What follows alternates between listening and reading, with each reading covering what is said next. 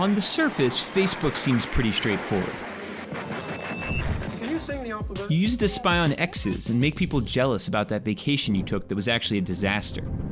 But in becoming such a central part of day-to-day communications, Facebook has transformed into its own geopolitical force. 1 in 5 minutes spent online are spent on Facebook. It's a cyber kingdom with a population of over 2 billion. That power has made the leaders of many countries feel threatened. So governments have started to push back, attempting to regain some control over how their citizens communicate. Our story begins here, where the fight between companies and countries has begun fragmenting the internet itself.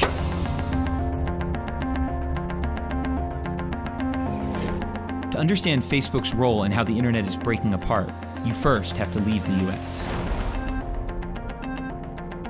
It's great to be here in Barcelona with you. It's great to be here in Berlin. It's great to be here in India. I wanted to come to Lagos first. Want to win an election in Ecuador? Or are you trying to build a business in Brazil? Networking in the Netherlands? Or are you trying to have your single go #1 in Senegal? It doesn't matter where you are or what you're doing. Facebook has become a necessity for real-world success. In part, that's because the company has gone through extreme efforts to reach far-flung corners of the globe. They're putting satellites into space and developing internet-beaming, solar-powered drones. Connectivity can't just be a privilege for some of the rich and powerful. It needs to be something that everyone shares and an opportunity for everyone. The company is subsidizing connectivity in the developing world with the mission to make Facebook accessible to all. Here on the outskirts of Nairobi, Facebook made a deal with a telecom provider. Now customers of that company can use Facebook free of charge. For those users, Facebook might be their entire experience of the internet. If you grew up and you never had a computer and you've never used the internet and someone asked you, do you want to buy a data plan? Your response too would probably be, what's a data plan and why would I want to use this? And they call it Free Basics, a kind of mini version of the internet that gives users free access to Facebook and a few other sites. So why does it matter if they give away free Facebook access? Let's say you live in Nairobi and your name is Phil. You find some cheap handbags made of the finest Chinese pleather and decide to sell them. With Facebook offering free internet and just about everyone you know using the site, you decide there's no need to pay for a shop. So you snap a photo of a blue bag, post it on your Facebook, and soon customers from across East Africa are liking your photo.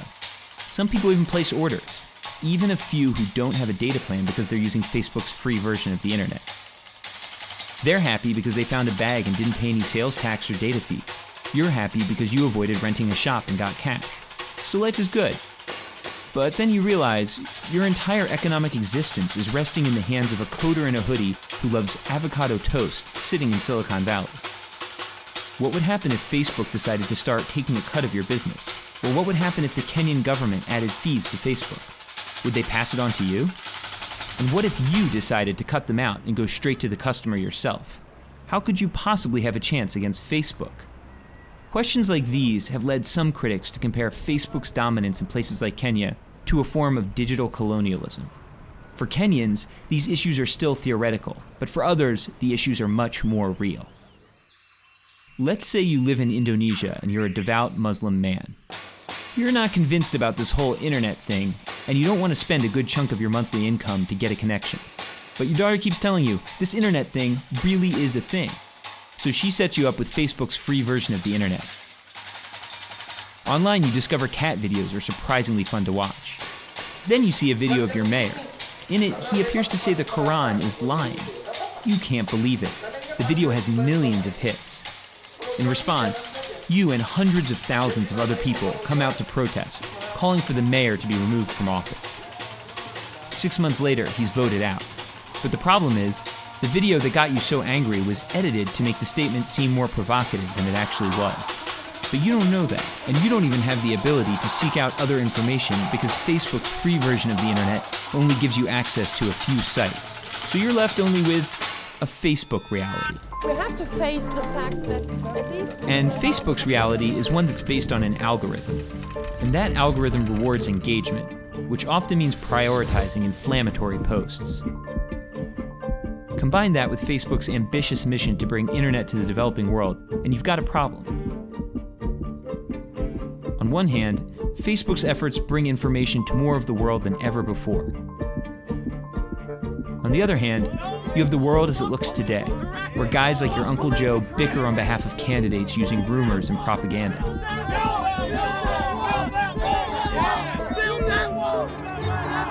This is a space where protests flare up around lies, and measured voices are shouted down by more radical ones. Mr. Obama, you're going to go to hell. We are going to make America great again. There is a lot of Moroccan scum in Holland who makes the streets unsafe. Mr. Zuckerberg has said the company is working on squashing fake news. But the problem goes further into what gets promoted and why. For Facebook, there isn't a lot of incentive to cut down on half-truths and misconceptions. Its main goal is to hold its audience captive and grow its community ever larger. At stake is the future of the internet itself. Facebook and only a handful of other major internet companies control our online lives, and each is aggressively trying to expand. Does the Kenyan government care if Facebook has allowed Phil to circumnavigate their tax system? Does the Indonesian government care that 200,000 people are in their streets protesting? The answer is yes. The end result pits countries against companies, and not all governments are willing to cede power to Facebook. So they create new laws to govern their country's digital space that cater to their interests. This goes against the way the internet was originally supposed to work, as a way for people to share information without borders or rules.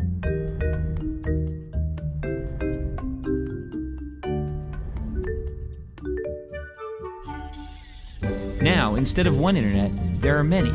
Some are controlled by countries, others by companies, and everyone wants more control. There's no better place to see the fragmentation of the internet than in China.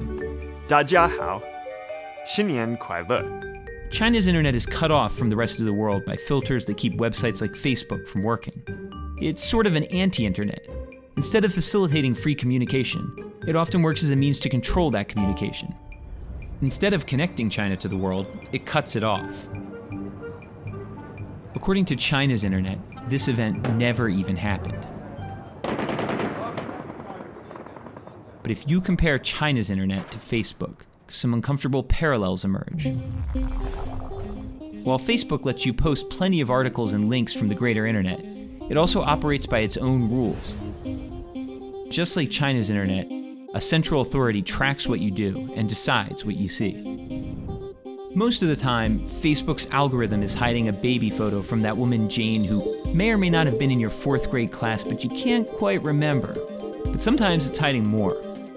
For example, these images were all banned from Facebook because they didn't meet its community standards, and now they're in this video.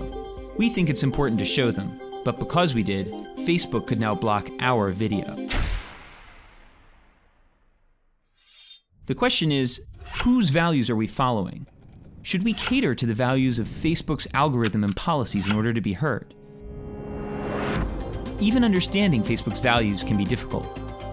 In many places they promote free speech, yet in others they're willing to consider censoring. They push for encryption in some places, but turn around and in other places fight privacy laws that would damage their ad business. That inconsistency is driving fragmentation. And while Facebook claims to be connecting people, they're doing it their way, with their rules, and you don't really have a say in it. That's because Facebook isn't a democracy, it's a business. And their business interests are changing the future of your internet.